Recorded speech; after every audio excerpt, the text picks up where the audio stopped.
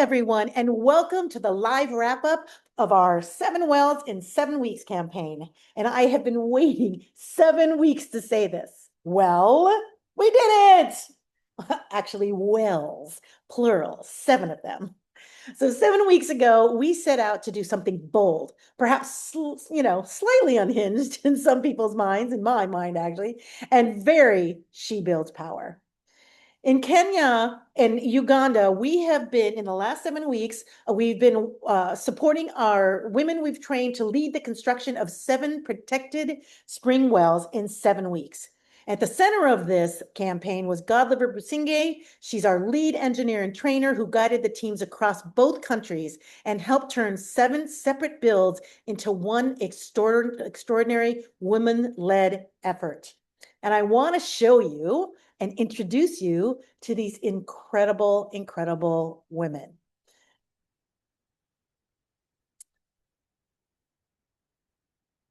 So over the last 7 weeks, as I mentioned, we've been celebrating one team as another was gathering materials, and then another team started building while another was organizing neighbors, and then another well was getting built, and next one was excavating a spring or solving whatever the earth threw at them and preparing to build the next.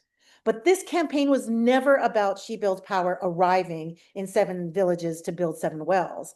It was about women who already understood the needs of their communities, gaining the technical skills, the confidence, and support to lead the build and the construction themselves. That is what She Builds Power does. We train women to assess problems, design solutions, lead construction, mobilize resources, work with government, and also to train others. Now, the community contributes labor, materials, food, transportation, knowledge, and a commitment to maintain what they build. And we don't see women as beneficiaries waiting to be helped. We see them as builders whose expertise, relationships, and leadership can lead the future of an entire community. So let me show you what that looked like across our very different 7 builds. So our first well was built on July 22nd. They started 2nd, July 29th, 3rd, July 6th, 4th, July 13th, 5th, July 20th, 6th, July 27th, and 7th started on August 3rd and just finished last Thursday. So I just wanted to show you sort of the breadth of what was happening over the last 7 weeks and how every single week we built a new well. Very exciting, but not just a new well in one little region. This was spanned across 2 countries, in Kenya and in Uganda. So let me start introducing you to these amazing women. So our first program began as a mystery, Rose and Lucy from Ugunja, Kenya. So when Rose and Lucy and the community assessed the site, there was almost no visible spring, just a little water simmering at the surface. But local residents believed there was a spring eye underground. So the team combined technical training with indigenous community knowledge. They excavated carefully, found the underground source, and opened it.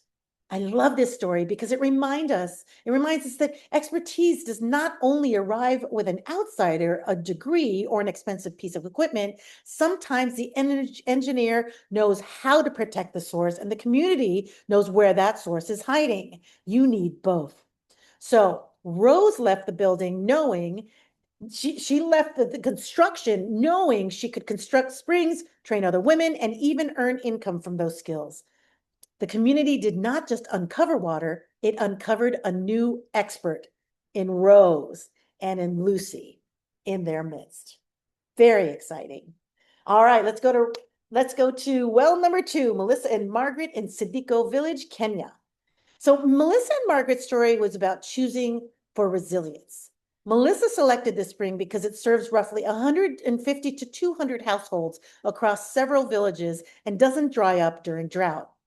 She was not simply asking, where can we build a well? She was asking, which source will still matter when conditions are the worst? And which one will help the greatest number of people? That is infrastructure planning. That's climate resilience. And that is a woman making a strategic decision because she understands who carries the greatest burden when water becomes scarce. You can see the before, the after, and everybody enjoying this brand new well. Very exciting. All right, let's get to number 3, Catherine in Samana Village, Kenya. Now, Catherine's build was a story of innovation. So this spring had been worked on before, but it was still open to contamination and its water flow, and it was weak. The community had put a makeshift protection uh, with rocks and a pipe coming through it, but it didn't have the elements that were important for us to make sure they had, which it was an element of treatment, water treatment. So they created on top of this makeshift spring, as you can see here on the before, they had put rocks around it. Rather than tear everything out and use a more expensive material heavy design, the team adapted what was already there. They created a dome shaped structure. They sealed the leaks and improved the pressure.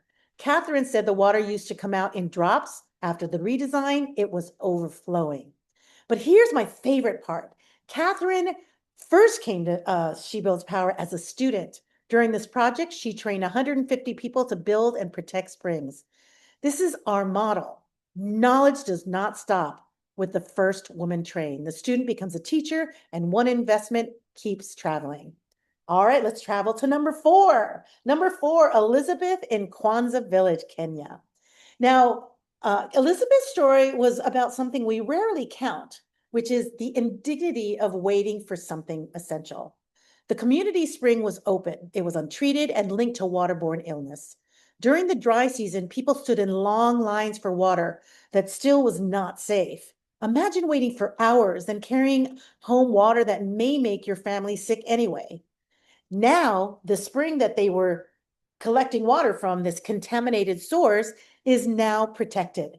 It is not a glamorous story about shiny technology. It's a profoundly human story about reliability, about knowing that when you arrive with your container, safe water will be there. And that's our Elizabeth. Let's go to number 5, Isabella and Regina, Ngaya, Kenya. Now, the 5th build, this build showed us what collective action looks like. Now, this spring is the only reliable source for many families across 3 villages, approximately 180 households. At first, it was recharging slowly, and the team reopened the source, cleared a mud blockage, and the water became flowing again. When women came out in large numbers, the men came and supported them in the construction. Village elders and public officials visited the site, and everyone had a role. And when nearby villages saw what was happening, they began asking, "Can you come to our village?" Regina said, "Today I've seen myself organize a community and lead a successful project. I am growing." That sentence captures something important. Leadership is not a title you receive before the work. Sometimes you discover you're a leader by watching people come together around something you had the courage to begin. All right, we're at number 6, Betty and Annette, and we've traveled to Gombe, Uganda. So in Gombe, Betty and Annette reminded us that the hardest part of a community project is not always the construction. Leadership meant bringing people together, coordinating responsibilities, managing expectations, and securing a commitment to protect the spring afterward. Now, that work is easy to overlook because you can't photograph coordination.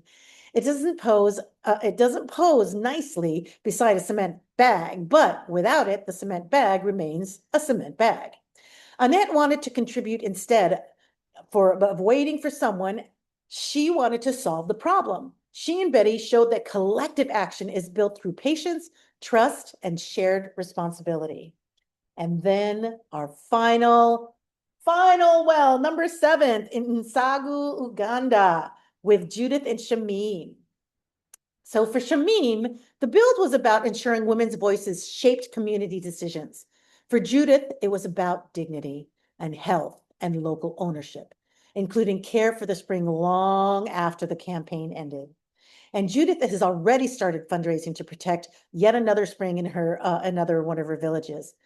We arrived at the 7th well, and this is what we thought, what was the supposed finish line, since that was our campaign, 7 wells in 7 weeks.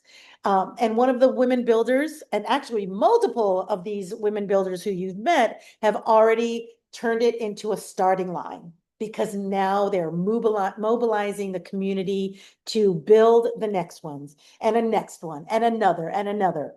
And honestly, that may be the most She Builds Power ending possible, that there's more to come, that this is just the beginning. So let's quickly wrap up what happened, the thing that I've been waiting to share with you for the longest time now. So what happened in 7 weeks? Well, together we built 7 spring wells. And in those 7 spring wells, 11 women leaders led the charge. 11 women leaders that we trained led the charge. There were 170 women trained, 55 men trained. So that's total 225 people carrying new knowledge into their communities. The Ripple reached 23 villages and 2,150 households. And that total people impacted, are you ready for it? 9,327 people over 7 weeks. And that means they have better access to safe water. 9,327 people.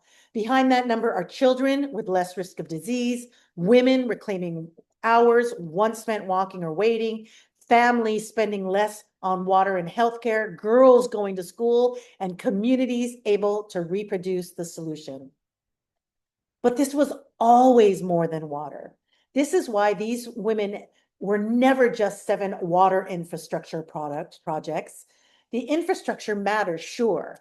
A protected spring can reduce contamination, prevent disease, and change daily life. But if our only outcome were 7 completed structures, we would be missing most of what was built.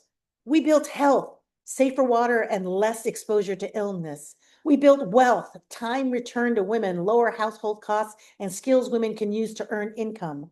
We built agency, women selecting sites, solving engineering problems, mobilizing neighbors, and influencing new decisions. And we built legacy. Catherine trained 150 people nearby, and they're asking for builds now, and Judith is already raising funds for the next one and the next one. So that's the difference between delivering a project and building power. A project can end when the ribbon is cut. Power remains in the knowledge people carry, the relationships they strengthen, and the next solution they now know they can lead and build. So we helped strengthen 11 women leaders in 7 weeks, and hundreds of community members who can now say, we know how to organize, we know how to build, and we can do it again. We are so grateful to those of you who donated during the campaign, those who donated right before it so that we could build these 7 wells over those 7 weeks. And we're excited. If this excites you, please, maybe let's think about building the next 7 wells, because this is what we built together. Imagine what we can build next. So that brings us to what comes next. Because while we're celebrating 9,327 people with better access to safe water, there are already other villages asking, can you come to ours? And our answer is yes, if we do it together.